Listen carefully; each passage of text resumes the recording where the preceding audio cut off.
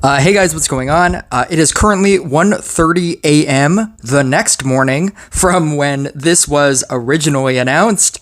And I have no real reason for doing it right now. But I did get this information at 6:23 a.m. and I definitely was able to finally update at 1:30 a.m.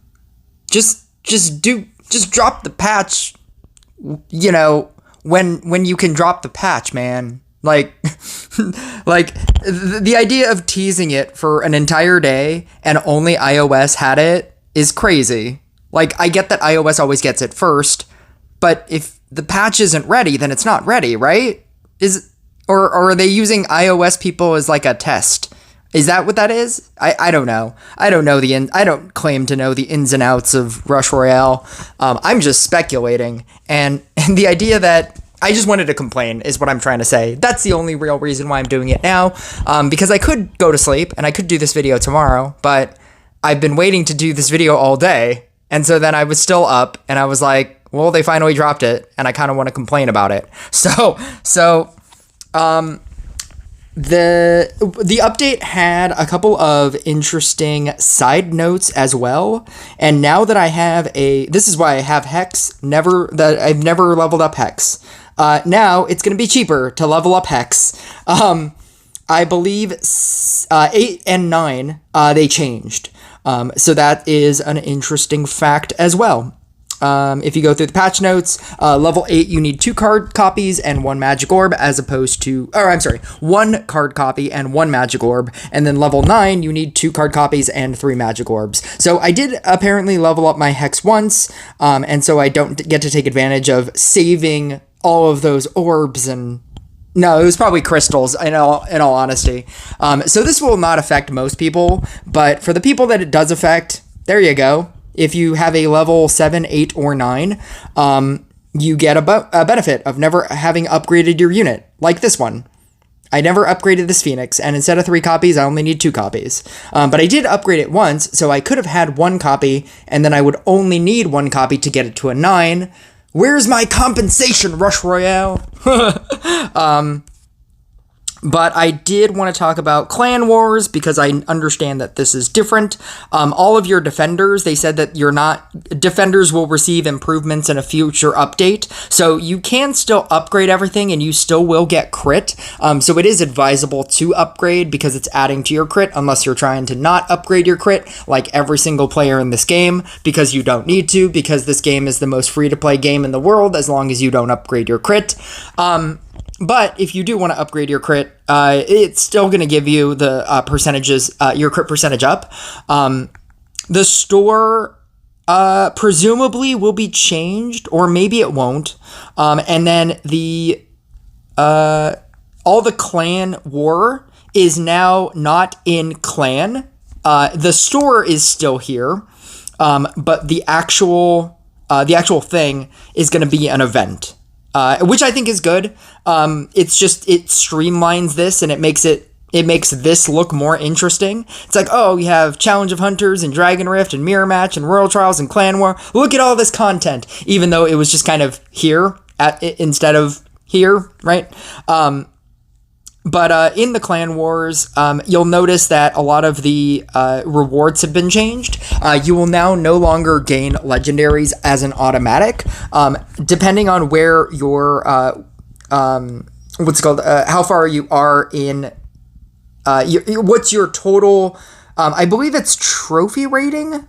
Is it your total trophy rating? And if all of your clan has 270,000 trophy rating, you get promoted into champions, or it may be like once you get first in Masters, you go up a level. But anyway, what I'm trying to say is notice your rewards. So I am currently in Masters. If my clan gets first, I'm going to get 1350. And then in the store, if you still wanted to buy a legendary is still 1,700. And so I wouldn't even have enough for that. But 1,300, a legendary is never a thing that you want to buy in here anyway. You should be maxing out on your celestial shards both times. And if you get 1,300, you'll be able to buy both. And I think that that's a good change because it'll allow you to get Celestial Shards faster. Do not buy legendary cards. I think that is a red herring. Since they took out legendary shards, or just getting an automatic legendary and then getting clan coins on top of that, and instead you'll be getting just clan coins, I think, but you'll be getting more clan coins. I think that will help you get celestial shards. I was never collecting both. I always had to save for one or the other. And so that was my rotation. I was able to get a legendary theoretically sometimes, but most of the time I just cared about playing Clan War so that I could get celestial shards or the essence. Essence is another really good thing here. I would say chest of fragments too if you have the extra, but I think that you should focus on getting both celestial shards every single time, then focus on essence, and then if you have anything left, get chest of fragments. As a advanced player who needs these resources, because it's very hard to get these resources in other places. You can get legendary cards in so many different ways in this game. Just passively, and so this being another avenue of getting a legendary, but you have to use up all of your clan coins. I don't think it's worth it. Obviously, if you're in Masters and you're getting 1,700, or if you're in Champions and you're getting 1,700, you have the chance to, I guess, get a legendary. But I think that if you're in Champions, you're probably just going to follow my advice anyway.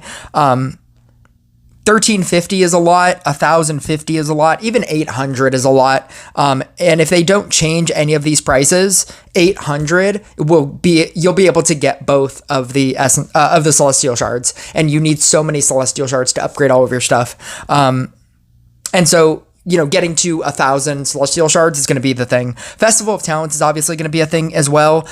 They took away, they changed the numbers, or not the numbers, but I mean the items that you're getting. The coin here, the rewards for the star pass, you're getting chips. You're just getting poker chips. That's gonna be what you're spinning the wheel for. Random points. So you have, obviously, the Kobold is the big one. You have a 0.20 chance of that, a 0.20 chance of a golden owl. So those are not going to be very often, but 75 points is the new standard on spins, and so that's going to be a thing. I feel like the big thing that I want to talk about is obviously Kobold. Kobold is essentially a replacement knight statue. That's literally what it is. It's a replacement knight statue. It is a replacement enchant sword. So if this player's deck contains an enchant sword or a knight statue unit in addition to the Kobold, the effect is reduced by a factor of 5. So what they're saying is, do not use this with enchant sword, do not use this with knight statue, in the same way that knight statue says do not use this with enchant sword. You're now, do not use this with Kobold. Kobold is the best of the three. I think that it goes Kobold, Knight Statue, Enchant Sword. That is the hierarchy of power. And that is, that's pretty much it. It being able to be a unit, and then be able to be anywhere on the field, in order for you to get the bonus. So there's 2 mine tiles on the battlefield. If a Kobold ends up on this kind of tile, he vanishes. After a small delay, and gives 2 ore for each of his merge ranks to the player. Increases the damage dealt by all units on the field. So he disappears. So he does die, which is a thing. When using a mana power-up, all mines move to random tiles. If the player's deck contains an enchant sword, reduced by a factor of 5. So essentially what you're doing is, it's exactly this. Oh no. You're obviously going to play this with Gunslinger, because Gunslinger is the best card still. Yes, it is still the best card. The amount of bonus that Gunslinger gives you, even if you're not able to catch Scrapper hits, it's still going to be amazing. The defense reduction, the slow, everything that it does, the ability to move your entire field anywhere you want at any point in the game, you're still going to use it in every single deck. what you're doing is you're throwing kobolds into the mines, and then you're gaining 2 ore for each of the merge ranks. So 2, 4, 6, 8, 10. What is it? 2 times 6, 12. You get up to 12. And then it increases the damage. So max ore is 60. That is changed by... that is changed by... rank levels. Damage bonus after max ore is 0.5%. So the max ore, once you get to 14, is when it changes, because then it accounts for the 15 talent. So the max ore that you can get, so you can think about this like a robot, the maximum amount of robot merges, or the maximum amount of Sea Dog gold treasures that you can get. As you level it up, it obviously gains more and more. So it's 60 plus 35. And then at 15, you just get a straight 0.5% bonus every single thing after that. Because I believe at 15, after reaching the maximum amount of ore, one mine turns into a diamond mine. After ore is gathered in the diamond mine, all units on the field have their chance of doing critical damage increased by 3% for 30 seconds. The amount of bonuses that you're getting from this, this is all units on your field. So it just imagine a knight statue sharpened spear where you only had to run one sharpened spear knight statue, and that sharpened spear knight statue boosted your entire field. That is what that's what a kobold is. Essentially, that is what a kobold is. Mother lode, after producing ore, the mine has a 50% chance to become a rich mine. This kind of mine gives 3 ore per merge rank. You are sacrificing this every single time, but you have benefits in here that will help that. Kobolds that are in the mine tiles vanish only after using the mana power up. So if you use the right side, it only vanishes whenever you use the mana power up. And so you have to put it on a mine, then use the mana power up, and then it eats it. And the amount of ore received depends on the merge rank, respectively 1, 4, 9, 16, 25, 36, and 49. That is each merge rank. So instead of just gaining the base version of 2 ore for each merge rank whenever you sacrifice it, if you use Energy of the Deep, you're getting 1 for a level 1, 4 for a level 2, 9 stacks for a level 3, 16 stacks for a level 4, 25 stacks for a level 5, 36 stacks for a level 6, 49 stacks for a level 7. Mana power up only moves the mines that have no kobolds in them. That is probably going to be the one that you will forever use. That is a insane amount of stacks. Getting a kobold to 4 and then gaining 16 stacks off of it is crazy. New forces, when receiving ore, there's a 40% chance of a kobold of merge rank 1 spawning into a random tile. So if you use this, whenever you get ore, so obviously whenever you sacrifice 1 to the mine, you have a 40% chance of a kobold just getting 1 for free. I don't think that's as good as this one.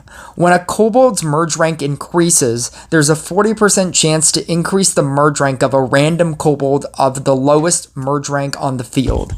Essentially, if you go to Momo Royale, in his first video, he's basically using all right side. That video is where he goes stack crazy. Because essentially what happens is he puts all of the... there's a point where he puts all of the kobolds in a corner, and a scrapper hits 1, and 2 of them upgrade. It's crazy. And like I said, if you're using Energy of the Deep, and you're getting these numbers of stacks as opposed to 2 stacks per guy that you sacrifice, or per merge rank that you sacrifice, instead of it being like 1 or 2, 4, 6, 8, 10, 12. And it becomes 1, 4, 9, 16, 25, 36, 49. When you have multiples on the field, and then you start to upgrade randomly just with scrappers, because yes, you're still running scrapper. When you upgrade one randomly with a scrapper, each one has a 40% chance of also upgrading, which gives you multiple things that you can sacrifice to the mine in order to gain stacks. The reason why Kobold is so good is because all of the stacks are calculated on the profile. So like Blooming Dash, it is not like a Night Statue where if you lose the Night Statue, all of the stacks go away that it collected. Mine stacks are not on the field, they are on the picture. And that is what makes this card insane. You could lose every single Kobold. The mine is essentially a tile on the field. It is essentially like a growth tile. You cannot destroy the mine, is what I'm trying to say. It is like a growth tile. It's like an amulet of growth. It's like an amulet of swiftness. It is just permanently on the field. And if you lose all of your kobolds, you obviously still have all of the stacks because they are on the picture. So the more stacks that you're gaining, the more the damage bonus. The damage bonus before the max ore is 3.5%. 3.5%. Am I gonna have to do math? I'm gonna have to do Rush Royale math. I'll be 1 second. I didn't prepare for this. Okay, so I normally have my calculator app out, and I did not prepare for this. So once you get to 60 plus 35, and you're getting 3.5 per 60 plus 35. 60 plus 35 is 95, and you're getting 3.5% per with no drop off. You're getting 332% damage. They're going to nerf this card so fast. Or they're not. I don't know. I don't claim to know anything. You're getting 332% if you get 95 stacks. And again, like I said, if you have Energy of the Deep and you're getting that amount of stacks per merge rank level that you're using, that's all you're doing. That's all you're doing with your kobolds. You're just leveling them up. Leveling them up is much easier when you have Laborer's Reward. I'm not even on the third talent. I haven't even looked at the third talent yet. With just these 2 talents, you're getting that amount of stacks. You're very easily upgrading a lot of them, because if you have like, I don't know, however many extra spaces you have on your board, and you just level them up, right? And then you just sacrifice them to the mine and you get that amount of stacks, you get that amount of bonus. You get that amount of bonus for your entire field. It is a field-wide bonus. Every single card on your field gets that bonus. It's so good. Third talent. When a kobold is merged or absorbed, he throws a pick at the first monster on the path. All monsters in the area where the pick lands receive 30% critical damage. The effect does not stack. I don't like that. I don't like, if you know anything about me, I don't like activated abilities. I don't like abilities where you have to do something for something to happen. And like merging or absorbing. Absorbing is whenever you scrapper one of them. Merging is obviously when you merge one of them. I don't know if it's like if you throw it into a mine, does that count as absorbed? I would hope so, but I don't know. You get a 30% extra critical damage on an area of effect thing. I don't think that that's good enough. Miner's Light, the critical damage dealt by all units on the field increases by 3% for every merge rank of the Kobold that has the maximum rank. I love it already. The critical damage dealt by all units on the field increases by 3%. The critical damage of all units on the field increase by 3% as a passive ability for every merge rank of the Kobold that has the maximum rank. If you leave a level 7 Kobold on the field, your entire field gets a 21% passive critical damage bonus.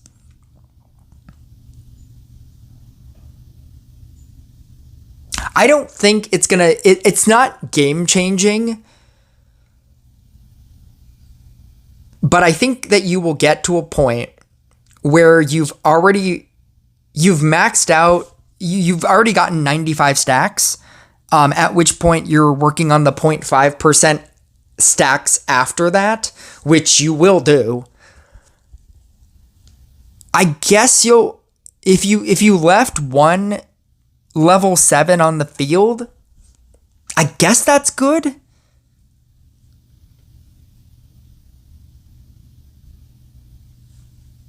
I honestly, I just like passive abilities more.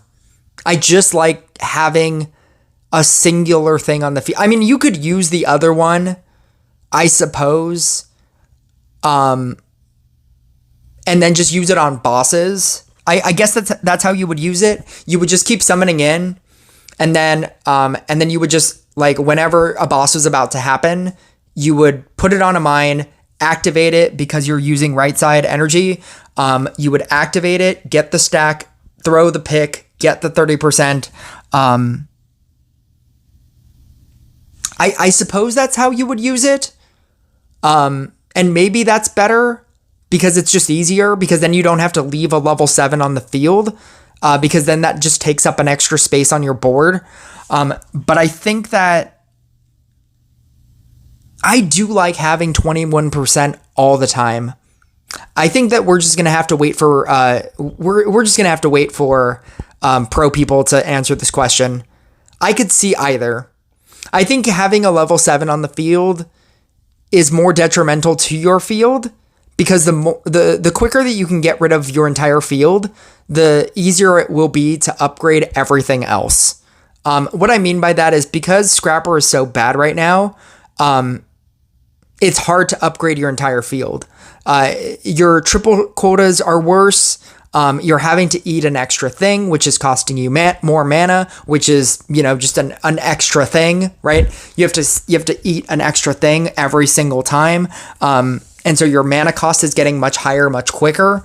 And I think that if your scrapper hits are first going to level 7 your gunslinger, then going to try to level 7 a bunch of kobolds so that you can get these high damage numbers or these high stack numbers, where are the scrapper hits that are going towards your actual units?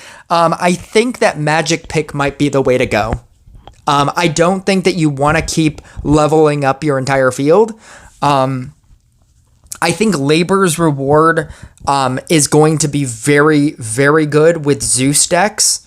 I think all of this is just pointing to Zeus becoming the new dominant legendary hero. Being able to upgrade your field at will, and just whenever you press a button, and not having to use a scrapper to upgrade your field, I think that's going to be so good with this new meta that we're going into. So I think that you would probably use Magic Pick, and summon in one kobold, activate it when it's on a mine, throw it at a boss, kill the boss, and then just keep repeating that process as your late game thing. And then we already talked about Workhorse. I don't even really want to go into this. I trust that this is just making it better. And that is so far beyond what I care about. If you really want to hear my thoughts on this nonsense, so that you can prepare for, 20 years from now when you finally get all of your summoner maxed and your demonologist maxed and your spirit master maxed, and they also are reincarnated, and then you can care about all of these abilities. Let me know in the comments. Be like, hey, talk about those things that I'm never going to get for 20 years. But I mean, even just with all of these abilities, I think that a level 11 is where it's really going to shine. You're not going to be able to get as high as you can. But 60 plus 20, 80 stacks, 80 times 3.5.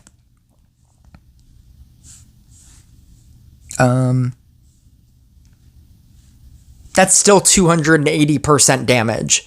You don't have the crit damage, or the crit chance that you're getting from a Night Statue, and you don't have the attack speed. But 280% damage is not nothing. I think that that's very strong.